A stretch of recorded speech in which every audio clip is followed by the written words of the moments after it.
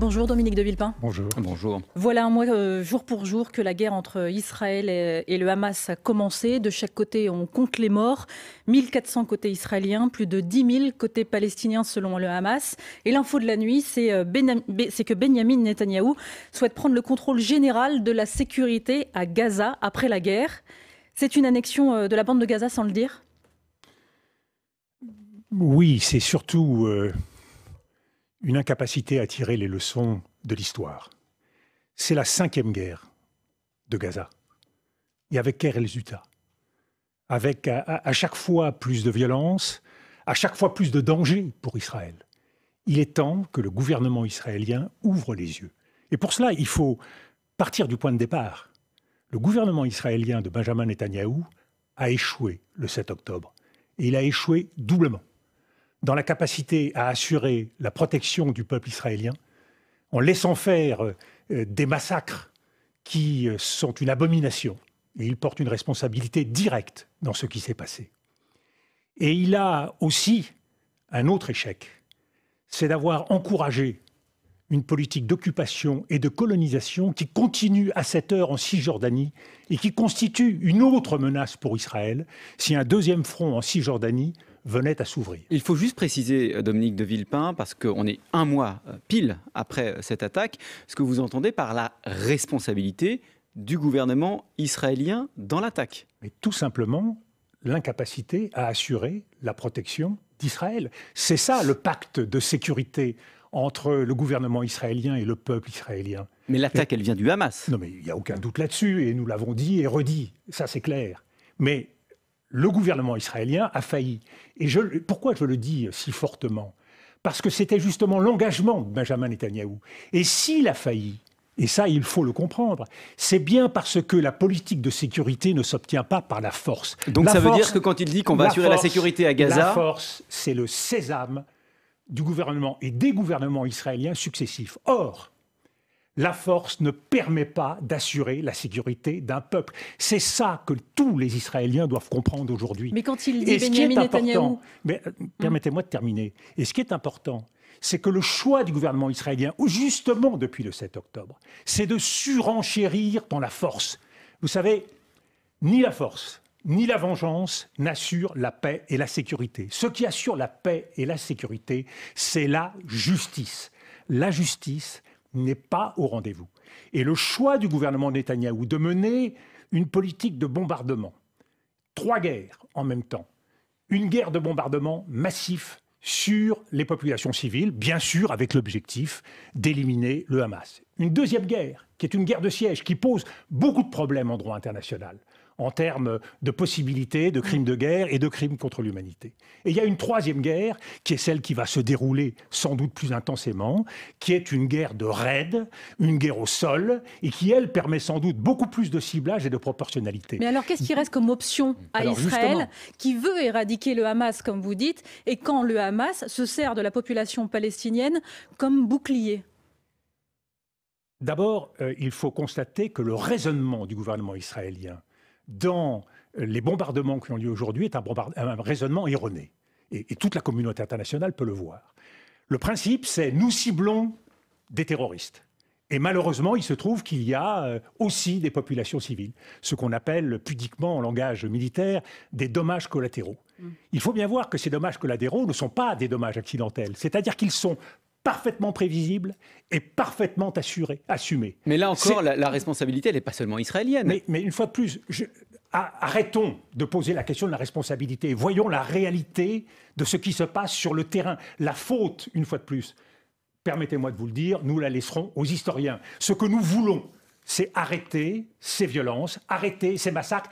Et ce que nous voulons aussi, c'est permettre véritablement à Israël de vivre en paix et en sécurité. Aujourd'hui, la guerre qui est menée, c'est une illusion d'une paix possible qui, avec plus de force, pourrait alors assurer la sécurité d'Israël. Je vous le dis solennellement, cela n'arrivera pas. Israël se met en danger encore plus aujourd'hui avec ce type de guerre et ce type de frappe. Vous diriez que la réponse d'Israël à l'attaque du 7 octobre est N'est devenue... ni ciblée, ni proportionnée. C'est une vengeance sur les Palestiniens? Nous sommes essentiellement aujourd'hui, de la part du gouvernement Netanyahou, dans une politique de vengeance. Israël a droit à sa légitime défense. Mais une légitime défense, ce n'est pas un droit indiscriminé à tuer des populations civiles. Et là, on est dans la riposte indiscriminée. Mais vous le voyez bien, quand on cible une ambulance, on peut toujours imaginer que dans une des ambulances, il y avait un terroriste ou pas.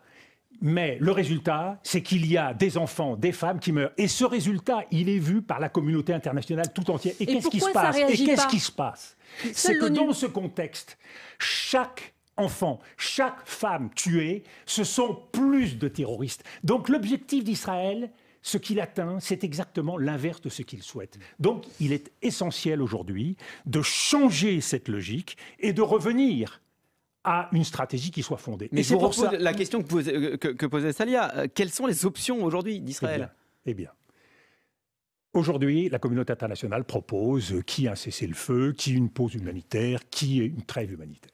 Je crois qu'il faut effectivement prendre en compte cette situation humanitaire et sous une forme ou une autre, pause, trêve, cessez-le-feu, permettre de venir au secours à des populations civiles qui aujourd'hui, ne l'oublions pas, parce que nous avons connu beaucoup de bombardements dans des villes, rarement une situation où une ville en plus était assiégée.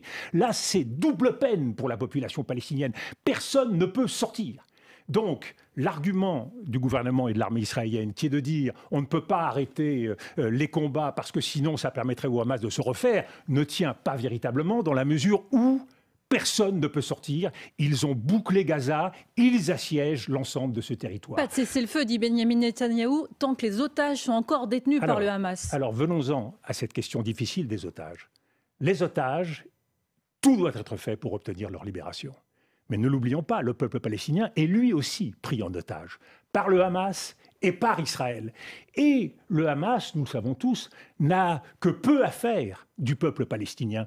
Donc dire au Hamas, on ne libérera pas, on ne lèvera pas le siège, on n'aura pas de trêve humanitaire tant que les otages ne seront pas libérés, c'est un dialogue de sourds. Et c'est pour ça que Israël doit commencer à faire ce qu'elle a peu fait dans son histoire. Elle doit commencer à écouter la communauté internationale, à ne pas penser une stratégie qui est toujours la même, une stratégie qui est toujours la même, qui est une stratégie sécuritaire dont nous avons vu le 7 octobre qu'elle était un échec et qu'elle ne donnerait pas plus de sécurité. Mais Israël n'écoute même pas son premier allié, les Américains. Justement, le peuple israélien, lui, il n'est pas sourd. Et il voit bien qu'à partir du 7 octobre, rien ne sera plus jamais comme avant. Si on veut casser ce cycle de violence et de vengeance, il n'y a qu'une réponse au terrorisme, c'est la justice. Et la justice, elle passe par l'ouverture d'une solution politique aux Palestiniens. Donc permettez-moi de dire qu'à partir d'une pause humanitaire, qui serait une formidable occasion pour Israël de revoir ses objectifs de guerre. Les objectifs de guerre aujourd'hui d'Israël ne sont pas réalistes. C'est éliminer, éradiquer l'ensemble du proto-État du Hamas. Fixer des objectifs réalistes. Qu'est-ce que serait un objectif réaliste? Un objectif réaliste, ce serait d'éliminer les responsables du Hamas, ceux qui sont responsables de la tuerie du 7 octobre. À partir de ce moment-là... C'est ce qui est fait depuis quelques semaines. Il y a quelques responsables qui ont déjà été éliminés. Et des milliers d'enfants, de femmes, de personnes de la population civile. Permettez-moi de dérouler ce qui serait... Permettez-moi de répondre et de dérouler ce qu'il serait possible de faire. À partir de cette nouvelle stratégie qu'Israël pourrait adopter, qui serait une stratégie d'une riposte ciblée et proportionnée, qui permettrait donc de faire prendre conscience à la communauté internationale qu'effectivement Israël exerce sa légitime défense. Alors qu'aujourd'hui nous sommes dans une logique qui conduit la communauté internationale, et y compris en Europe, et y compris aux États-Unis, à ne pas comprendre ce que fait Israël. À partir de ce moment-là, nous pourrions enclencher un processus qui serait totalement différent et qui permettrait alors, une fois ces responsables éliminés, d'engager une autre phase qui est celle d'une administration temporaire du territoire. Je ne crois pas que la solution de Benjamin Netanyahou soit la bonne. Parce que nous l'avons déjà connu, ils l'ont déjà fait et cela a échoué. Il faut donc que ce soit une administration temporaire internationale. Et la quatrième étape, c'est celle d'un véritable plan de paix qui permettra aux Palestiniens d'avoir un territoire. Et aujourd'hui, nous voyons clairement que l'intérêt d'Israël, c'est d'avoir un État responsable à ses côtés. Et cet État responsable, il faut arrêter de couper les cheveux en quatre. Il doit clairement être la Cisjordanie, toute la Cisjordanie. Il doit être Gaza, avec un accès entre les deux territoires, et Jérusalem-Est. Le problème, et c'est tout le sens de la surenchère de Benjamin Netanyahou, c'est que Benjamin Netanyahou n'en veut pas et que Benjamin Netanyahou mène une guerre pour tout faire pour que la solution politique ne vienne pas sur la table. Et c'est là où la communauté internationale, l'Europe, les États-Unis doivent dire à Benjamin Netanyahou que cette guerre n'est pas acceptable. Elle n'est pas acceptable car elle nous conduit tout de suite, parce qu'on voit bien, du Hamas, on va passer à l'Iran.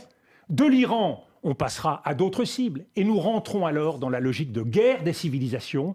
Quand M. Benjamin Netanyahou dit qu'il y a d'un côté le peuple de la lumière et de l'autre le peuple des ténèbres, on voit bien dans quel engrenage nous nous situons. Je vous coupe. Avant le fil info, vous appeliez à un cessez-le-feu au Proche-Orient. La France, par exemple, membre permanent de l'ONU, n'a pas présenté de résolution pour un cessez-le-feu. Elle se prononce pour une trêve humanitaire seulement. C'est le cas aussi de tous les autres pays occidentaux. Comment vous expliquez cette réserve ?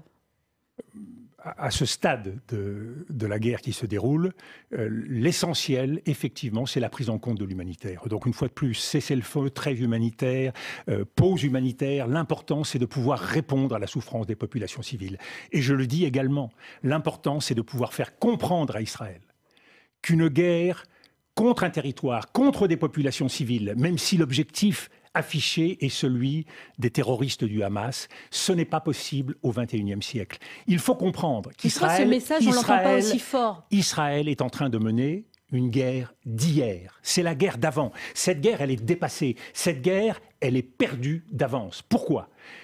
Toutes les guerres qui se déroulent depuis une vingtaine d'années sont des guerres qui commencent et qui ne se terminent pas. Ce sont des conflits gelés. On sait commencer une guerre, on ne sait pas la terminer. Et M. Benjamin Netanyahou pourra diriger le Gaza. Cela ne changera rien. Il continuera à avoir des attaques terroristes. Les Israéliens continueront à vivre dans la peur. Il faut sortir de cela. La deuxième raison pour laquelle c'est la guerre d'hier, c'est que la guerre contre le terrorisme n'a jamais été gagnée nulle part. Et quand Joe Biden, avec courage, dit à Benjamin Netanyahou qu'il faut tirer les leçons de l'expérience et que les Américains se sont trompés à partir de 2001 en rentrant dans cet engrenage de la force. La force n'est pas la réponse, une fois de plus. La vengeance n'est pas la réponse. La réponse, c'est la justice. Et ça, tous les peuples du monde, tous ceux qui aujourd'hui regardent ce qui se passe, en appellent à la justice. Et mais il y a une objection qui peut vous être faite, Dominique de Villepin. Nous également en train de perdre cette guerre. Car ne négligeons pas le fait que ce qui se passe en Ukraine, Ukraine va payer les conséquences aussi de ce qui se passe en Orient. Mais permettez-moi de terminer ce que je dis. Pourquoi ? Parce que le deux poids deux mesures trouve sa parfaite illustration aujourd'hui entre ce que défend l'Occident et ce que nous faisons aujourd'hui au Proche-Orient. C'est-à-dire ? Non-respect du droit international, non-mobilisation face au massacre des populations civiles. Aujourd'hui, c'est un devoir. Et c'est aussi notre intérêt, comme c'est le devoir d'Israël et comme c'est l'intérêt d'Israël. Un État démocratique, permettez-moi de le dire, Albert Camus disait, un homme, ça s'empêche de commettre l'irréparable. Eh bien, un État, ça s'empêche aussi. Et un État démocratique, ça s'empêche encore plus. Donc ce serait un service à rendre aux Israéliens donc que de leur dire fermement Benjamin Netanyahou est engagé cette dans une politique qui n'a pas pour but de mettre fin à ce conflit et qui provoquera encore plus d'insécurité pour les Israéliens. Pardon, vous savez, permettez-moi de dire d'où je parle. Permettez-moi de dire d'où je parle. En 2003, quand j'ai parlé à la tribune des Nations Unies, quand je me suis engagé avec Jacques Chirac pour défendre une position contre la guerre parce qu'il y avait une autre solution. Qui était en 2003 l'ami des Américains ? Est-ce que c'était Tony Blair ? Est-ce que c'était le dirigeant portugais, le dirigeant italien, le dirigeant espagnol ? C'était la France. Aujourd'hui, quand je dis ça, je le dis en tant qu'ami d'Israël. Et vous savez, il faut un certain courage aujourd'hui pour aller contre cet esprit moutonnier qui est incapable de regarder la réalité du terrain en face. Mais on vous dit que ce n'est pas la même chose qu'en 2003. La géopolitique a changé. Mais justement, elle a changé en pire. Et Israël se sent en danger. Eh bien, pourquoi elle a... Eh bien, voilà, vous venez de parler et de démontrer ce que je veux dire. Après 2003, qu'est-ce qui s'est passé ? Quel est le grand vainqueur des interventions américaines au Proche-Orient ? C'est l'Iran. Et vous voulez, là, Israël fait la politique aujourd'hui qui sert les intérêts les plus destructeurs de cette région. Et c'est ce qui peut conduire à l'extension du conflit. La politique de force appelle une réponse de force. Mais le chef du Hezbollah a pris la parole vendredi et lui, il n'a pas appelé à prendre les armes. Ça, c'est plutôt rassurant dans le contexte ou pas? Parce que Hassan Nasrallah regarde aujourd'hui ce qui se passe et que chacun dose et que l'Iran a parfaitement compris qu'il ne devait pas franchir une certaine ligne rouge au risque de mettre en péril la situation de son État, sachant que sa population ne veut pas de la guerre et sachant qu'il conduit un programme nucléaire qui va sans doute tout changer dans cette région. Parce qu'une des conséquences de ce qui se passe depuis 2003, c'est que la prolifération va redoubler dans cette région. La première leçon que vous tirez quand vous êtes un chef d'État du Moyen-Orient, c'est qu'on est bien mieux protégé quand on a la bombe atomique. Et donc, ils vont tous suivre. Si nous voulons arrêter cela, il faut reprendre les choses là où nous les avons laissées. Il faut arrêter cet engrenage de la force et de la vengeance. Il faut travailler pour apporter une réponse de justice. Et il faut faire en sorte que justement chacun de ces États puisse se développer.